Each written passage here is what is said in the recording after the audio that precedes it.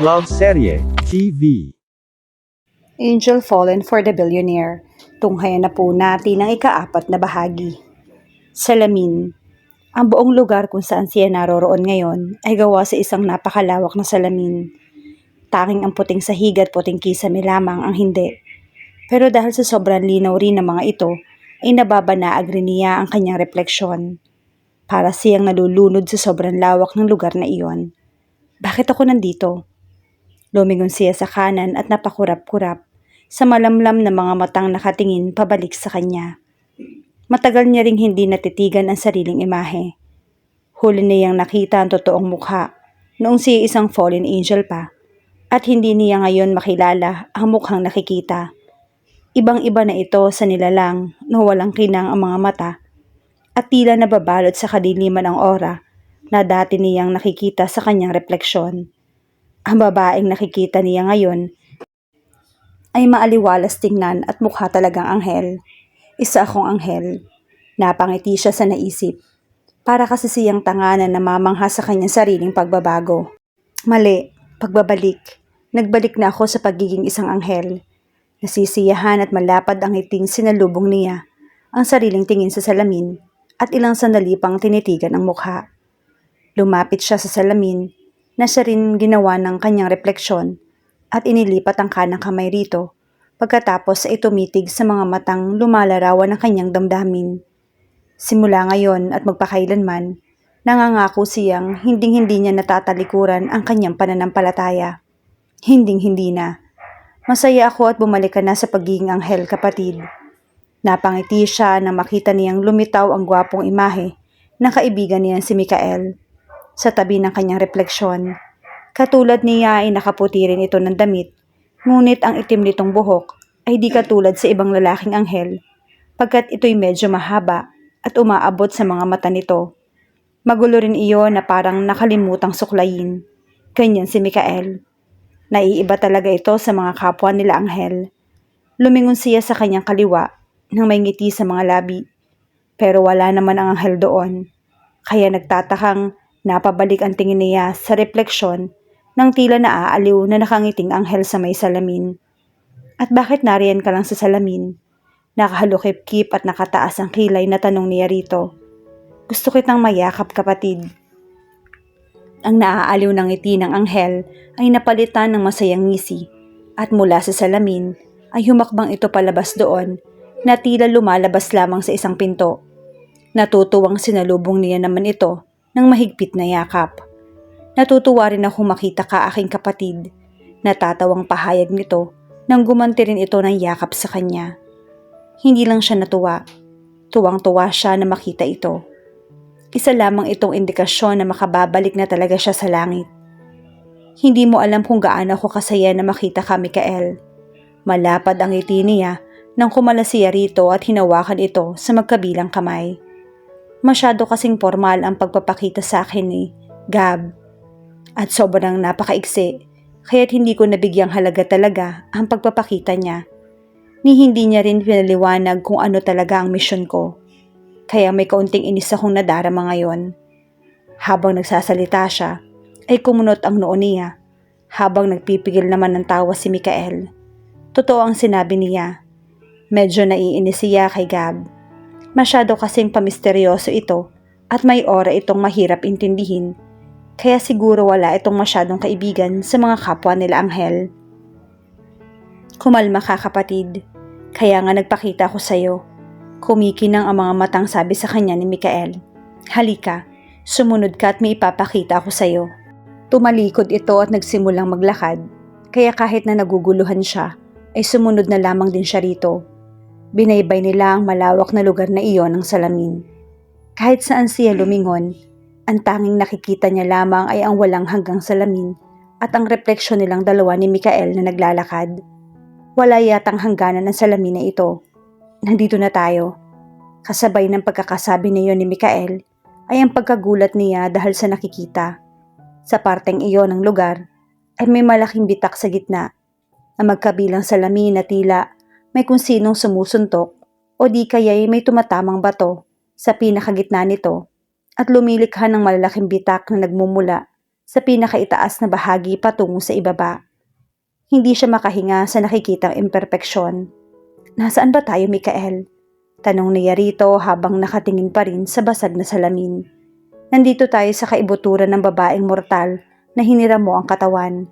Marahas siyang napalingon dito nang marinig iyon at laking gulat niya nang makita kung ano ang tinitingnan nito. Mayroon ding napakalaking bitak sa maputing sahig at lumikha iyon ng malaking butas. Sa gitna ng bitak sa ilalim ng butas ay nakahigang nakabaluktot at nakayakap sa sariling mga tuhod ang isang babaeng tila mahimbing na natutulog. Napaluhod siya at inaninag ang mukha ng babae bago napasinghap. Ito ang babaeng mortal na ginamit niya ang katawan. Ito ang kaluluwa nito. Ano nangyari sa kanya, Mikael? Bakit ganito ang kaibuturan niya? Bakit basag? At bakit nasa gitna siya ng butas na iyan? Puno ng katanungan ng mga matang nilingon niya ang anghel na malungkot na nakatunghay sa kaluluwa ng mortal.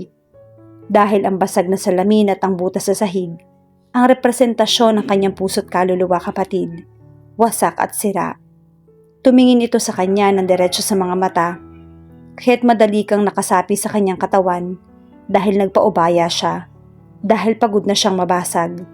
Namuo ang luha sa kanyang mga mata dahil sa nararamdamang pagkaawa sa mortal na babae. Nararamdaman niya ang sakit nito dahil minsan ay nasira rin siya.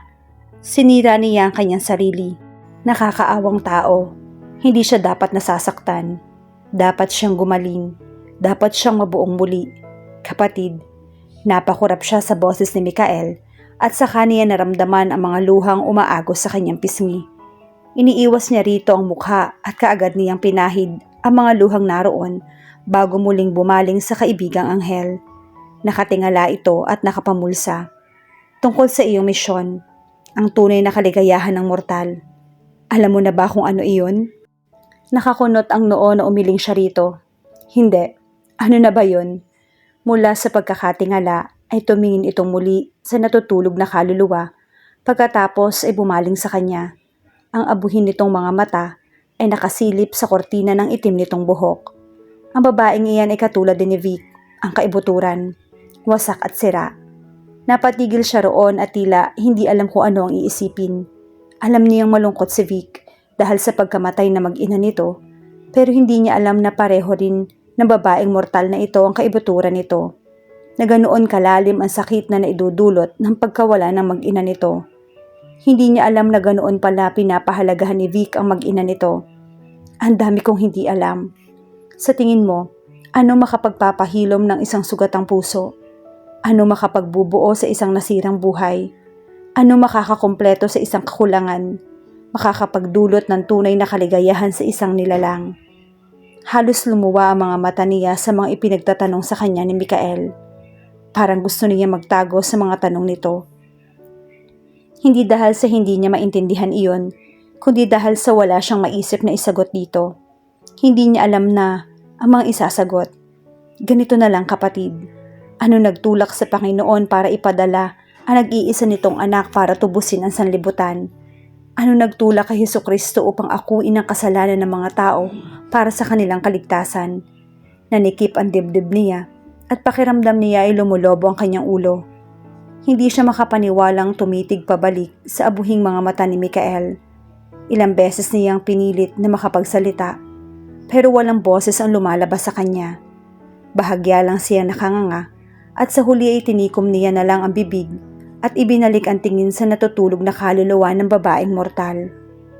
Hindi siya makapaniwala sa kanyang misyon. Bakit ganoon ang kanyang misyon? Ang sagot sa lahat ng tanong na iyon ay siyang isang misyon. Naiiyak na tinapunan niya ng irap si Mikael bago humalukip-kip at ngumuso.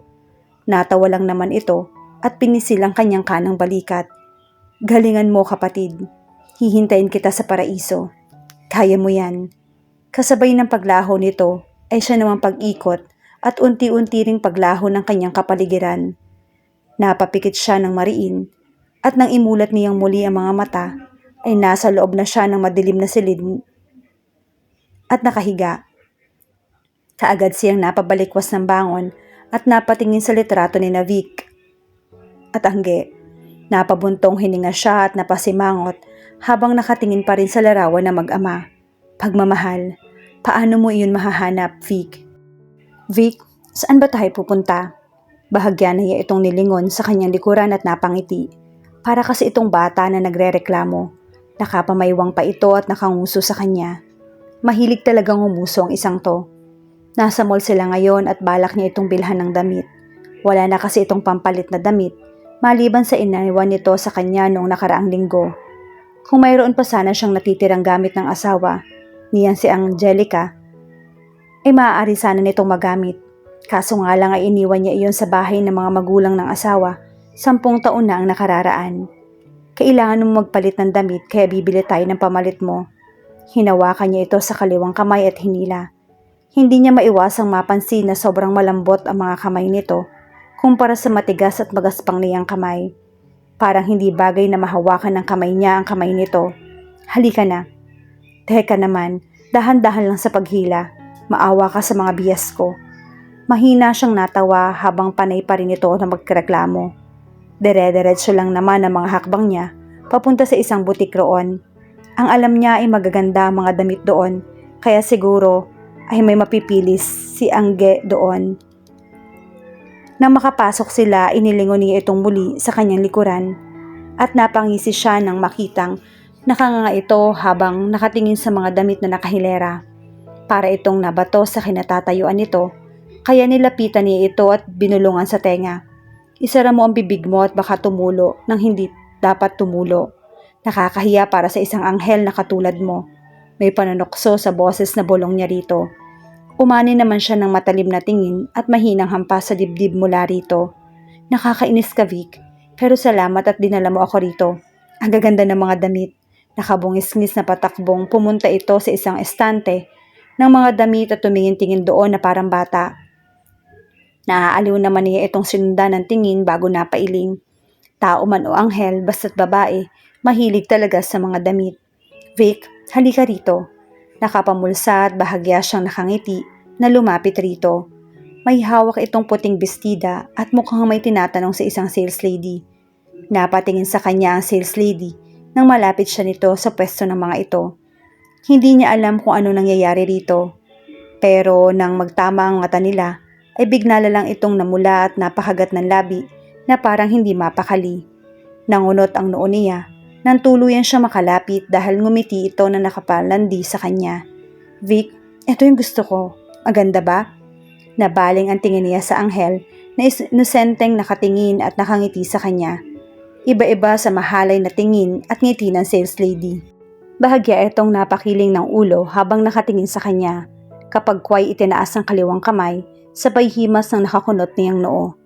Sandali siyang nagulat sa ginawa nito, pero maya-maya sinuklian din ang niyang ngiti ang matamis ng ngiting ibinigay nito sa kanya.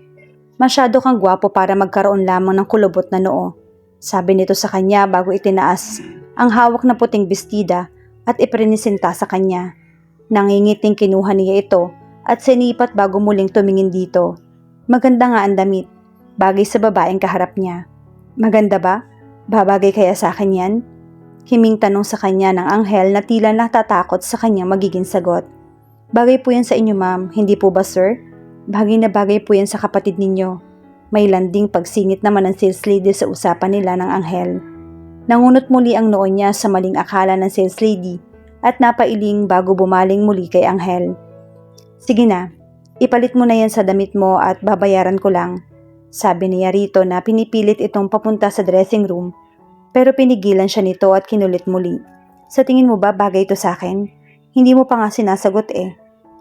Bakit natin to bibilhin kung hindi pa nga tayo siguradong babagay sa akin? Huminga siya ng malalim para pakalmahin ang sarili dahil sa sobrang kakulitan nito. Bago lumapit dito at pinagpantay ang kanilang mga mukha, tinitigan niya ito sa mga mata at nakita niya sa sariling refleksyon sa kayumanggi ng mga mata nito. Kahit na ano pa ang isuot mo, sa paningin ko, isa kang anghel at hinding-hindi na iyon magbabago pa.